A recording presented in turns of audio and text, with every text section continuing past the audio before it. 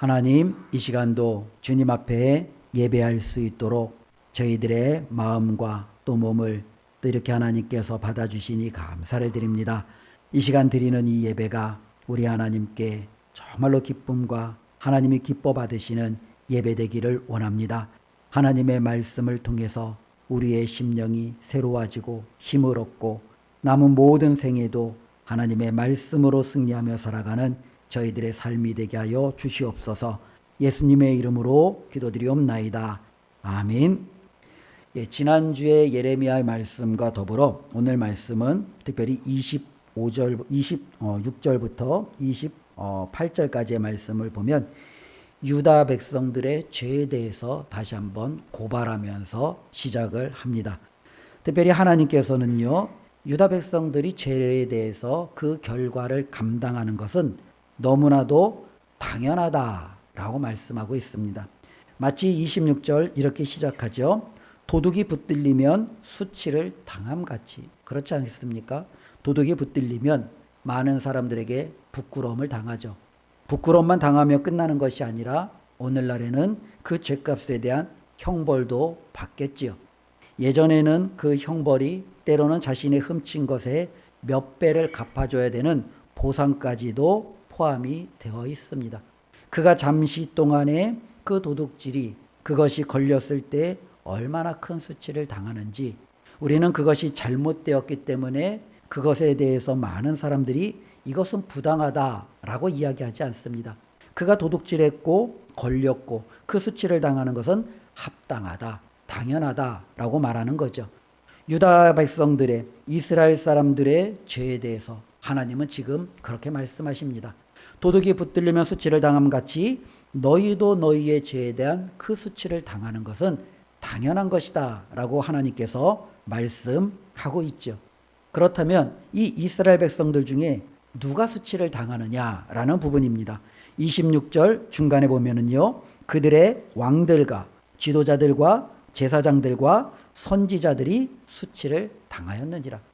어쩌면 백성들도 수치를 당하지만 그 백성들 이전에 하나님께서 이 백성들을 잘 이끌라고 세우신 왕들, 지도자들, 종교 지도자들인 제사장들, 선지자들, 이들이 먼저 수치를 당할 것이라는 겁니다.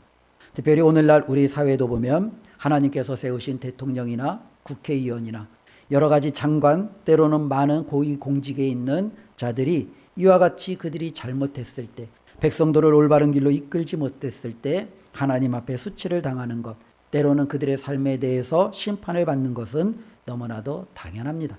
그러나 우리가 이 사회의 그런 모든 부분들은 뒤로 하고 교회 안에서만 보더라도 이와 같은 하나님의 말씀은 그대로 적용될 수 있죠.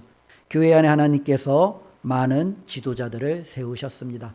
목사를 세우셨고 장로를 세우셨고 권사와 집사를 세워주셨습니다. 또한 하나님께서 여러 직분자들을 세워주셨습니다. 만일 우리가 하나님의 뜻에 따라 하나님께서 맡겨주신 귀한 사명을 제대로 감당하지 못하면 수치를 당하는 것은 너무나도 당연하다라는 겁니다. 이것은 이상한 일이 아니라는 겁니다. 도리어 어쩌면 하나님 앞에 귀한 직분을 받았은즉 그 귀한 직분에 대한 책임을 더 크게 묻는 것, 이것이 하나님이 세우신 질서입니다. 내가 너에게 더 많은 것을 맡겼으니 그것에 대한 책임은 훨씬 더 많이 짊어져야 된다라는 거죠. 세상은요, 반대로 가려고 하죠. 책임은 지지 아니하고 많은 것만 얻으려고 합니다. 그러나 하나님은 많은 것을 맡겼은즉 그것에 대한 책임까지도 분명히 하나님은 물으십니다. 그러면 유다에 대해 죄에 대해서 하나님이 수치를 당할 것이다 라고 분명히 선언하셨는데 도대체 이들이 무슨 죄를 지었습니까? 라고 끊임없이 하나님 앞에 반문할 때 우리 하나님께서는 27절에 이와 같이 말합니다. 그들은 이렇게 생각했다라는 거죠. 그들이 27절에 보니까 나무를 향하여 너는 나의 아버지입니다. 그러니까 나무를 보고 당신은 나의 아버지입니다. 나의 아버지시여 나를 도와주소서. 나무를 보면서 그들은요, 어떻게 해요? 그렇게 말하고 있다라는 거예요. 돌을 향하여 너는 나를 낳았다고, 돌을 뭐 큰 바위가 되었든 아니면 이 큰 돌을 정교하게 잘 다듬어서 여러 형상을 만들었든 그 돌을 향하여 뭐라고 말하냐면 당신은 저를 낳았습니다. 당신이 저를 낳았으니 저를 책임져 주시는 것이 마땅합니다. 라면서 그들은 살아가고 있다라는 거예요. 도대체 이게 우리가 생각할 때는 말도 안 되는 것 같지만 실질적으로 오늘날 많은 지구촌 곳곳에서도 여전히 이와 같은 현실이 이루어지고 있고요. 우리나라만 보더라도 얼마 전만 해도 우리도 곳곳에 나무와 때로는 우상과 때로는 여러 가지 돌들을 가져다가 섬기고 그것에 기도하며 그것이 마치 자신들을 도울 수 있는 전능한 신인 것처럼 그렇게 살아갔던 수많은 사람들을 보는데요. 지금 이스라엘 백성, 어쩌면 하나님 앞에 택함 받은 이 이스라엘 백성이 지금 하나님을 뒤로하고 이렇게하고 있다는 거죠. 그들은 원래 하나님이 나의 아버지십니다. 하나님이 저를 낳으셨습니다. 그러니 하나님이 저를 책임져 주셔야 됩니다. 이것이 정상 아니겠습니까? 그런데 하나님을 뒤로하고 나무에게 쪼르르 달려가서 내 아버지여, 돌에게 쪼르르 가서 나를 낳으시니여, 그러면서 그렇게 신앙생활하고 있다라는 거죠. 도무지 말도 안 되는 이와 같은 죄를 이스라엘 백성, 유다 백성이 지금 지고 있다라는 겁니다. 이것이 왜 죄냐면 하나님과 그들은요 언약 관계잖아요. 약속을 했잖아요. 내가 너희 하나님, 너는 나의 백성이 되고 내가 너희들을 책임질 것이다. 그러나 다만 너희들은 나만을 섬기고 믿고 따르라는 이와 같은 언약, 약속을 했잖아요.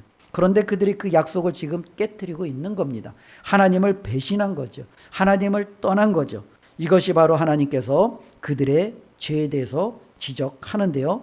그들은 실질적으로 이와 같은 많은 나무와 돌들을 가지고 우상을 세웠는데 그것이 얼마나 많은지 28절 마지막 부분에 보면 유다여 너의 신들이 너희 성읍수와 같도다. 즉 마을마다 신들이 있는 거예요. 얼마나 많은 신들이 있는지 그들이 모여 사는 공동체를 이루는 곳마다 하나님을 떠난 다른 우상들을 그들은 섬기고 있다라는 것. 이런 수많은 것들이 어쩌면 이스라엘 백성들의 죄악입니다. 그런데 여기에서 끝나는 게 아니에요.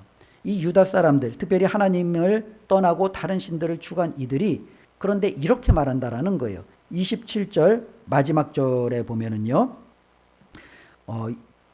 27절 중간부터 볼게요. 그들의 얼굴은 내게로 향하지 아니하다가 그들이 환난을 당할 때에는 이르기를 일어나 우리를 구원하소서 하리라. 그러니까 앞에 부분하고 뒤에 부분이 어떻게 다릅니까? 앞에 부분은 돌을 향하여 내 아버지여, 나무를 향하여 내 아버지여, 돌을 향하여 나를 낳은 분이여 이렇게 이야기하다가 환난을 당하니까 돌이나 나무가 아니라 하나님 앞에 우리를 구원하소서라고 이야기한다라는 거예요. 도대체 하나님은 이해가 되지 않는 거예요.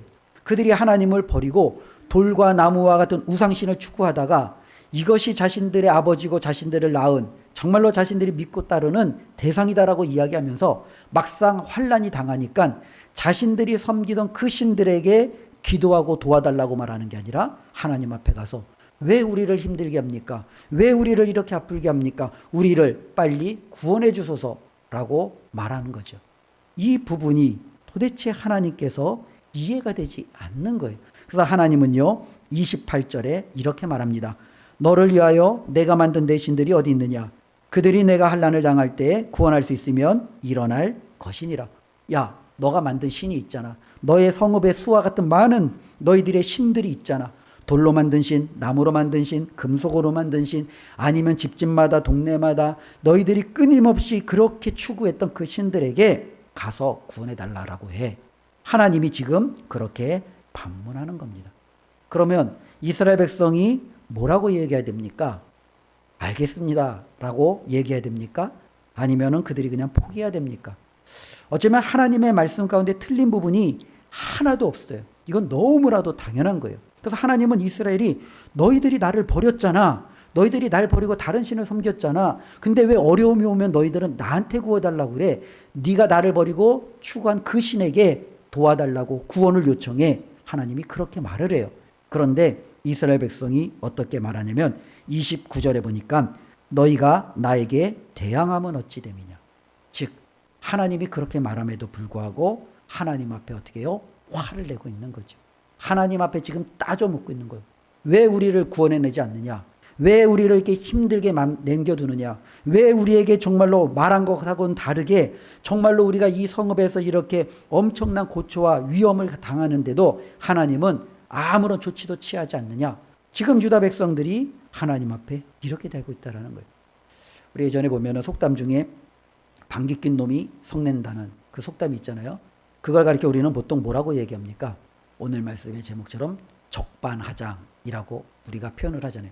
지금 유다 백성들이 하나님 앞에 적반하장의 태도를 취하고 있는 거예요.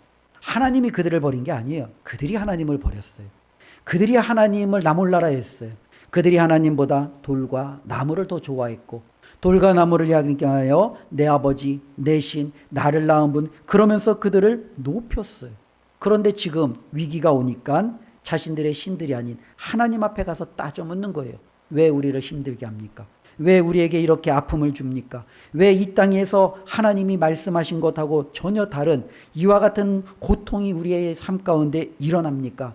이건 모든 다 하나님 때문입니다. 그러니 하나님, 당신이 책임지십시오 라고 하나님 앞에 나아가 그들이 말하는 거죠. 이들의 말에도 불구하고 하나님께서는요, 다시 한번 말합니다. 무엇을 이야기하느냐? 28절 제가 다시 한번 읽겠습니다. 너희가 나에게 대항함은 어찌 됨이냐? 너희가 다 내게 잘못하였느니라. 여호와의 말씀이니라.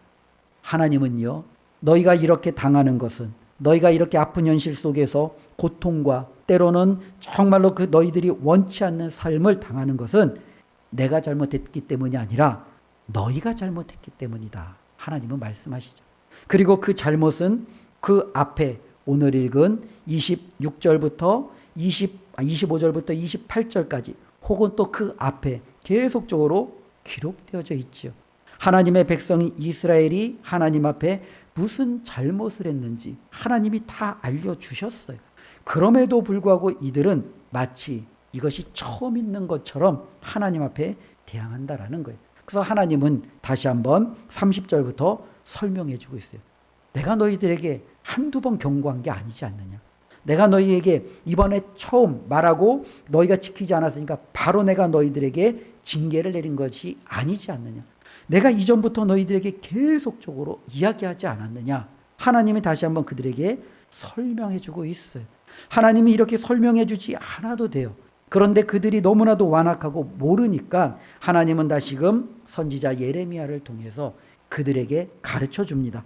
30절 말씀에 보면 내가 너희 자녀들을 때린 것이 무익함은, 하나님이 여러 모양으로 이스라엘 백성을 끊임없이 징계했습니다. 징계의 목적은 뭡니까? 올바른 길로 오게 하는 게 징계의 목적이에요. 우리가 이스라엘의 죄를 크게 보면은 두 가지예요. 우리가 이제 선지서들, 역사서들을 보면 이들이 하나님 앞에 악을 행하였고 죄를 범하였고 뭐 여러 가지 많은 것이 있지만 크게 보면 두 가지입니다. 그 두 가지는 예수님이 말씀하신 하나님을 떠나 다른 우상을 섬긴, 즉 하나님을 사랑하지 않은 죄. 두 번째는 율법에 명한 것처럼 고아와 가부와 가난한 자, 나그네들을 돌보아야 되는데 도리어 그들의 것을 빼앗으며 자신들의 이득을 추구한 이웃을 사랑하지 않은 죄. 이 두 가지예요. 하나님은 이 두 가지를 이스라엘 백성이 하나님의 말씀대로 살지 못하니까 그들을 자꾸 어떻게 해요? 채찍하는 거예요. 징계하는 거예요. 돌아서라라고 말하는 거예요. 그런데 문제는 뭐예요? 하나님이 여러 번 그들에게 말했어요. 근데 소용이 없다라는 거예요. 30절 하나님이 말씀하시잖아요. 내가 너희 자녀들을 때린 것이 무익했다라는 거예요. 내가 너희 자녀들에게 말하지 않은 적이 없다라는 거예요. 하나님은 끊임없이 말씀하셨습니다. 그들이 잘못하면 때로는 북쪽의 아람이라는 나라를 통해서 이들을 치시고, 이들이 잘못하면 남쪽의 애굽이라는 나라를 들어서 회초리를 드시기도 하고, 때로는 그들이 잘못하면 아수르라는 나라를 세워서 또 정말로 하나님께서 이스라엘을 때리시고, 하나님의 이 채찍의 가장 강한 강도가 무엇이었냐면 북이스라엘과 남유다가 나뉘어져 있을 때 이 북이스라엘이 아수르에 의해서 멸망당한 사건이에요. 하나님께서 이스라엘은 멸망당하지 않을 거라고 생각했는데 아무리 그들이 하나님의 말씀을 들어도 돌이키지 않으니까 아수르를 통해서 북이스라엘을 멸망시킵니다. 이제는 남유다 조금 남았잖아요. 그럼 이들이 어떻게 해야 돼요? 덜덜덜덜 두렵고 떨림으로 자신들의 삶을 살펴야죠. 이러다 우리도 망할 수 있겠구나. 우리가 하나님 앞에 돌아서지 않으면 우리도 끝장날 수 있겠구나. 어떻게 해야 될까? 어떻게 하나님의 말씀대로 다시금 우리가 돌아갈 수 있을까? 이 고민을 해야 되잖아요. 그런데 하나님은 말씀하잖아요. 30절, 내가 너희들을 때린 것이 다 무익하고 그들이 징계를 받아들이지 아니하며. 그들은 징계를 받아들이지 않았어요. 하나님께서 그들을 때릴수록 그들은 어떻게 해요? 더욱더 반발하는 거예요. 하나님이 그들에게 채찍을 들수록 그들은 어떻게 해요? 더 많은 나무, 더 많은 돌, 더 많은 우상, 더 많은 자신들의 신들을 추구하기 시작하는 거예요. 정말로 하나님의 앞에 그들은 반대로 가기 시작하는 거죠. 하나님께서 보내신 선지자들을요, 어떻게 해요? 삼켰대요. 선지자들을 삼켰다라는 것은 죽이기도 하고 무시하기도 하고 때로는 그들에게 해서는 안 될 수많은 악행을 저지르는 이스라엘의 모습을 우리는 볼 수 있습니다. 그래서 하나님께서 31절부터 34절까지의 말씀을 보면 저는 마치 이 부분이 하나님께서 하소연하는 것 같아요. 근데 그 하소연 속에서는 이스라엘을 다시 한번 고발하는 내용도 포함이 되어 있는 거예요. 너희가 나한테 어떻게 이럴 수 있느냐? 나도 이제 가만히 있지 않을 거야. 마치 이런 거죠. 하나님이 지금 이스라엘을 향하여 그렇게 말씀하고 있는 거죠. 31절을 보면은요, 너희 이 세대여 여호와의 말을 들어보라. 하나님이 말씀하잖아요. 내가 이스라엘에게 강야가 되었었느냐, 캄캄한 땅이 되었었느냐. 하나님이 이스라엘 백성에게 광야가 되고 캄캄한 땅이 된다라는 건 무엇입니까? 하나님이 이스라엘 백성에게 아무것도 안 해준 거예요. 그냥 아무것도 안 해준 것도 아니라 오히려 하나님이 이스라엘을 더욱더 괴롭힌 거죠. 광야는 어떠한 곳이에요? 비도 없고 어쩌면 그들이 농사를 지을 수도 없고 먹을 것도 없고 그들이 살기에 너무나도 척박한 땅이에요. 캄캄한 땅도 그와 같은 것이잖아요. 하나님이 이스라엘 백성에게 그렇게 되었었느냐라는 거죠. 아니에요. 하나님은 이스라엘 백성에게 광야가 된 적도 캄캄한 땅이 된 적도 없어요. 하나님은 애굽에서 노예였던 그들을 끄집어냈고 광야를 거쳐 적과 꿀이 흐르는 가나안 땅으로 그들을 들였고 하나님께서는 그곳에서 그들이 정말로 하나님의 말씀대로만 살아간다면 그들이 일하는 모든 손의 수고에 하나님이 축복을 더해 주시고 그의 자자손손 하나님이 함께 해 주시겠다는 놀라운 약속을 주신 분이 하나님이셨어요. 하나님은 한 번도 이스라엘 백성에게 광야나 캄캄한 땅처럼 하나님이 그들을 대한 적이 없으셨다라는 거예요. 그런데 이스라엘 백성은요, 그 하나님을요, 마치 하나님이 우리를 광야에 버린 것처럼 캄캄한 땅에 내버려 둔 것처럼 하나님은 우리에게 아무런 도움도 안 되고 도리어 그 하나님을 가까이 하면 할수록 우리가 마치 손해보는 것처럼 그 하나님을 멀리하기 시작했다라는 거죠. 그 하나님을 완전히 자신들의 삶 속에서 빼버리기 시작하는 거죠. 32절에 하나님이 느끼는 감정은 이와 같은 감정입니다. 처녀가 어찌 그의 폐물을 잊겠느냐? 신부가 어찌 그의 예복을 잊겠느냐? 오직 내 백성은 나를 잊었나니 그날 수는 셀 수 없거늘.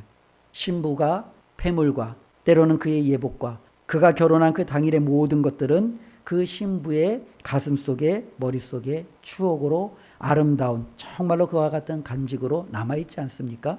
그런데 신부가 이 모든 것들을 다 잊어버린 것처럼, 아니 잊을 수도 없는데 완전히 그것을 잊은 것처럼 이스라엘은 지금 하나님을 향하여 그런 마음을 가지고 있다는 거예요.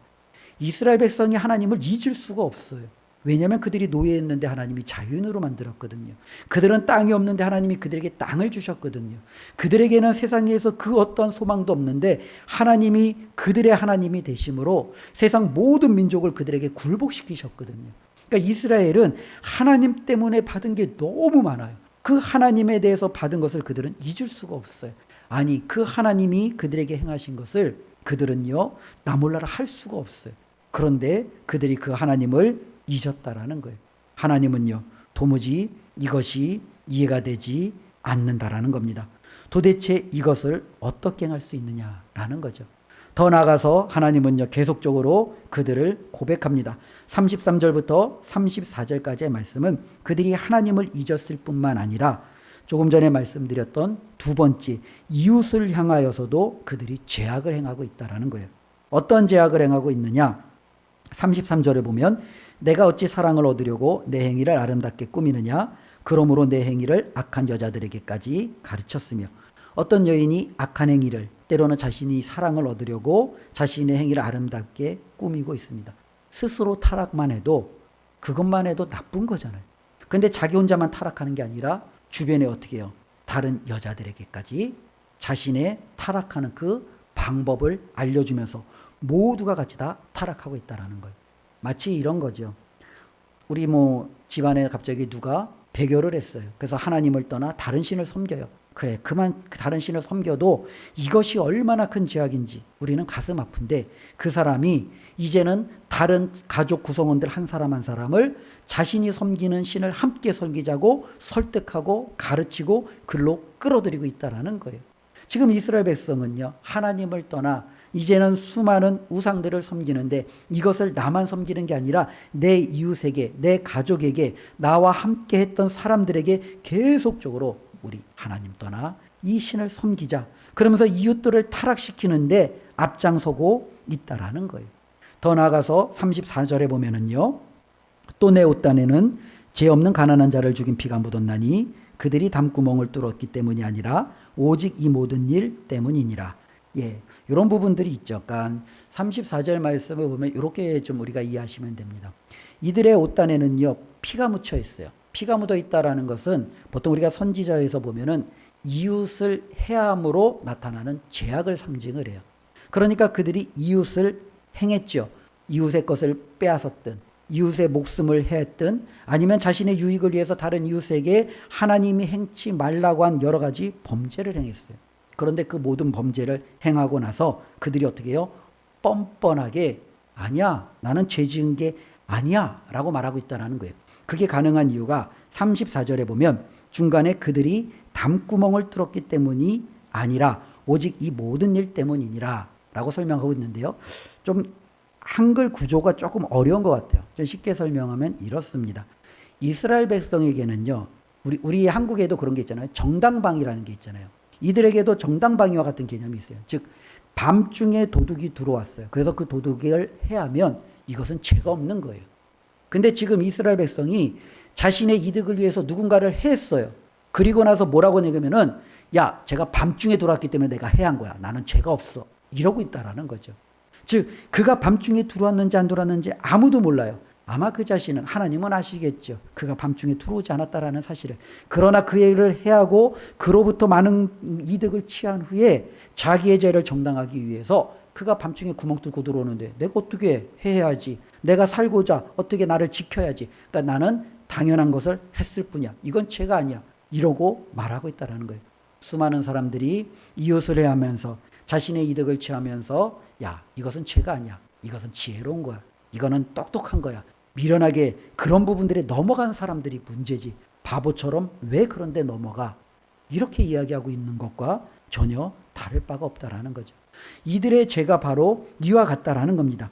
이들의 모든 죄에 대해서, 그래서 그들이 한마디로 이렇게 하나님 앞에 다시 한번 항변하죠.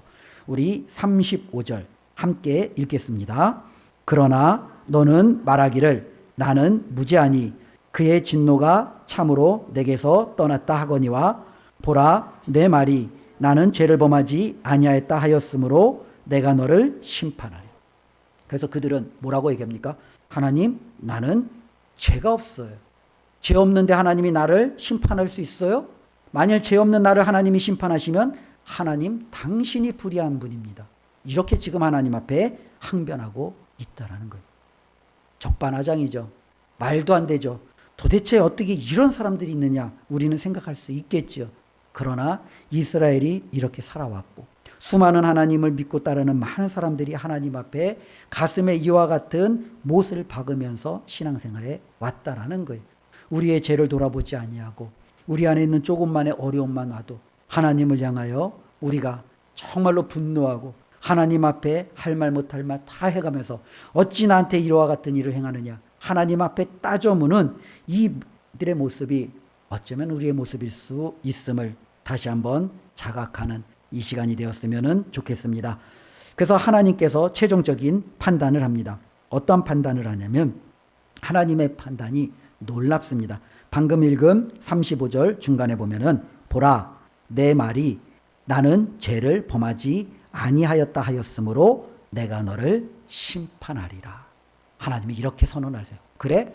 너가 죄 없다고 하니까 나는 너를 심판할 거야. 하나님은 그렇게 말해요. 다르게 말하면 하나님, 제가 잘못했습니다. 제가 이렇게 하나님 앞에 범죄했습니다. 제가 정말로 하나님을 떠나 정말로 다른 신을 섬겼고 하나님의 말씀을 어겨 이웃의 것을 탐했고 그럼에도 교만하게 하나님 앞에 이렇게 제가 뻔뻔하게 고개를 들고 살아가고 있는 주님, 저는 죄인입니다. 만일 이렇게 하나님 앞에 인정했다면 하나님이 그를 어떻게 했겠습니까? 내가 너의 죄를 사하노라. 하나님은 그렇게 판단하셨을 거예요. 그런데 이들이 우리가 방금 읽은 말씀처럼 내가 무슨 잘못했다고 하나님이 나한테 이러십니까? 내가 잘못한 거 있으면 한번 내보십시오. 나는 정말로 하나님 앞에 무지합니다. 이렇게 나오니까 하나님이 뭐라고 그래요? 그래, 너가 죄가 없다고 하니까 내가 너를 심판하겠다. 도리어 그들의 그 교만함, 그들이 인정하지 않는 그 뻔뻔함을 하나님께서 심판하시겠다라고 분명히 선언하고 있습니다. 우리가 기억해야 될 것은 바로 여기에 있습니다. 하나님 앞에 저와 여러분들이 서게 되면 모든 사람은 둘 중에 하나예요. 공의로우신 하나님 앞에 우리의 죄에 대해서 심판을 받든 자비로우신 하나님 앞에 우리의 모든 허물을 사함을 받고 긍휼함을 받든 둘 중에 하나 아니겠습니까? 어떠한 사람이 그러면 하나님의 자비를 받고 어떠한 사람은 하나님의 심판을 받겠습니까? 이스라엘 백성이 지금 우리에게 보여주고 있는 겁니다. 나는 죄가 없다라고 뻔뻔하게 자기 자신의 고개를 들고 하나님 앞에 정말로 이렇게 하나님의 불의함을 들추어내며 하나님께서 나에게 행하지 않는 것들에 대해서 도리어 따져 묻는 이와 같은 교만하고 죄악 있는 그 모습을 우리 하나님은 심판하시겠다라는 거예요. 반면에 하나님 앞에 주님, 저는 죄인입니다. 제가 주님 앞에 내세울 것은 아무것도 없습니다. 용서하여 주십시오. 만일 저와 여러분들이 하나님 앞에 그렇게 우리의 고개를 숙이고 삶을 하나님 앞에 맡기면 자비롭고 긍휼이 풍성하신 우리 하나님께서 저와 여러분들에게 이 무섭고 위험하고 험한 심판을 우리 가운데 허하시지 않으실 줄로 믿습니다. 오늘 말씀을 바라보면서 우리 자신을 다시 한번 하나님 앞에 대했으면 좋겠습니다. 우리도 이스라엘 백성들처럼 그런 생각을 가질 수 있죠. 참 하나님 너무하시네. 왜 나를 이렇게 힘들게 하실까? 내가 뭘 그렇게 하나님 앞에 잘못했다고 난 이렇게 어려운 상황 가운데 나아갈까? 하나님 이쯤 하면 되지 않았을까? 그런 마음이 가질 수가 있어요. 혹시라도 그런 마음이 있다면 다시 한번 우리가 그 마음을 뒤로하고 혹시 내 안에 하나님이 원치 않는 죄의 모습이 있는데 하나님보다 내가 더 사랑하는 것 때문에 하나님을 뒷전으로 내가 정말로 치워놓고 살아가는 모습 때문에 하나님이 때로는 나에게 그것을 알려주시려고 이러저러한 때로는 상황을 계속해서 열어주시는 것은 아닌가, 우리가 한번 되돌아보았으면 좋겠습니다. 그래서 유다 백성들처럼 하나님 앞에 뻔뻔하게 섬으로 그들이 하나님 앞에 도리어 심판을 형벌로 때로는 그렇게 정말로 그들이 받는 것이 아니라 우리는 하나님 앞에 자비를 구함으로 하나님 앞에 나아가는 놀라운 은혜가 저와 여러분들의 삶 가운데 넘쳐났으면 좋겠습니다. 36절부터 37절까지는요. 하나님께서 그 심판을 그들에게 어떻게 이루시겠다라고 구체적으로 설명해 주시는 내용입니다. 36절에 보니까요.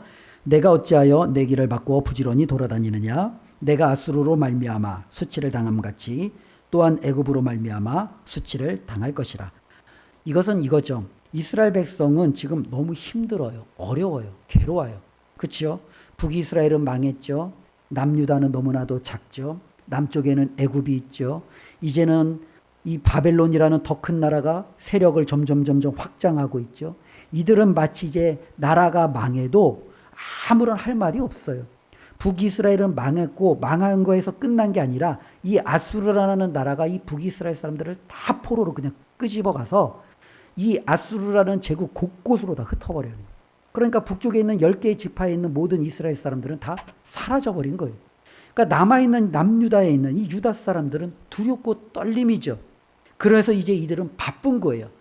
이 신에게도 가고 저 신에게도 가고 돌도 찾아보고 나무도 찾아보고 애굽에도 내려가 보고 또 다른 아수르도 찾아가 봐서 자기들을 도울 수 있는 것들이 사방팔방이 어디에 있는가 여기저기 돌아다니느라고 너무너무 바쁜 거예요.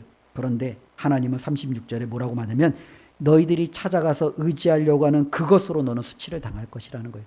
너가 나무를 의지하면 나무 때문에 수치를 당할 거고 돌을 의지하면 돌 때문에 수치를 당할 거고 오늘날로 얘기하면 돈을 쫓아다니는 사람은 돈 때문에 수치를 당할 거예요. 돈 때문에 망하는 거죠. 권력을 추구하면서 이 권력을 따라다니는 사람은 그 권력 때문에 수치와 망할 거라는 거예요. 사람을 위해서 정말로 이 사람을 추구하며 살아가는 자에게는 그 사람 때문에 망하고 수치를 당할 거라는 거예요. 도리어 우리가 하나님을 떠나 다른 것을 더욱더 붙들면 그것이 우리를 살리는 게 아니라 우리를 망하고 수치에 그 앞길로 이끌어갈 것이라고 하나님이 그 심판을 선언하고 있습니다. 37절은요. 내가 두 손으로 내 머리를 싸고 거기서도 나가리니. 여러분 이게 두 손으로 머리를 싸고 나가는 장면 어디서 좀 많이 보시지 않으셨어요? 어디서 좀 보셨어요? 뉴스에 보면 검찰청에서 나오는 사람들이 이게 막 이러고 나오잖아요. 그죠? 막 뭐 머리 뭐 이렇게 눈 다 가리고 그죠? 예, 이러고 나오잖아요. 지금 이스라엘 목숨이 이거예요. 이들이 하나님께서 포로로 다 붙잡아 가실 거예요. 얼마나 부끄럽고 수치스러운지 그들이 얼굴을 들 수가 없어요. 그들이 정말로 하나님 앞에 정말로 우리는 선민이야. 우리는 정말로 하나님의 택한 백성이야. 그렇게 떵떵거리면서 살았는데 그 모든 것이 한순간에 다 무너지는 거예요. 이들에게 오는 수치가 얼마나 큰지 그들은 더 이상 부끄러워서 얼굴을 들 수가 없는 거예요. 하나님이 그렇게 만들겠다라는 겁니다. 하나님 앞에 뻔뻔하고 내가 무슨 죄가 있습니까? 나는 죄가 없습니다. 하나님이 나를 힘들게 해서 내가 힘든 거지 나는 결코 잘못한 것이 없습니다. 이렇게 교만하게 그의 얼굴을 들이미는 자에게 하나님은 이렇게 만들겠다라는 겁니다. 그러나 하나님 앞에 주님 저는 죄인입니다. 주님 앞에 저는 내세울 것이 아무것도 없습니다. 잘못했습니다. 다시는 주님을 떠나 그와 같은 죄를 짓지 않겠습니다. 하나님의 돌아오라는 그 말에 순종하여 나아갈 때 우리에게는 이와 같은 진노와 심판이 아니라 하나님의 자비와 긍휼만이 주어질 줄로 믿습니다. 우리 모든 성도님들에게 유다 백성들처럼 이런 어리석은 삶의 결과가 아니라 하나님이 저와 여러분들을 더욱더 끌어안고 품어주시는 복된 삶이 되시기를 주님의 이름으로 축원을 드립니다. 기도하겠습니다. 하나님 아버지 은혜와 사랑을 감사합니다. 주님의 말씀을 들으면서 다시 한번 우리 자신을 되돌아봅니다. 유다 사람들은 참 어리석은 사람들입니다. 잘못했을 때 주님 잘못했습니다. 용서해 주세요. 그 한마디 하면 되는데 그 말을 하지 못하고 내가 무슨 잘못을 했다고 나한테만 이러십니까? 하나님 앞에 따져 묻는 교만한 모습을 바라봅니다. 하나님 그런데 혹시 나의 모습이 그러한 모습은 아닌지 다시 한번 되돌아보게 하여 주시옵소서. 말씀 앞에서 내 안에 있는 들보와 같은 커다란 죄악들은 못 본 채 넘어가는 어리석은 자가 되지 않게 하여 주시옵소서. 하나님 앞에 나아가서 용서를 구할 때 우리 하나님께서 우리의 허물을 덮으시고 자비와 긍휼을 베풀어 주심을 믿고 하나님 앞에 자신 있게 나아갈 수 있는 저희들의 삶이 되게 하여 주시옵소서. 예수님의 이름으로 기도드리옵나이다. 아멘.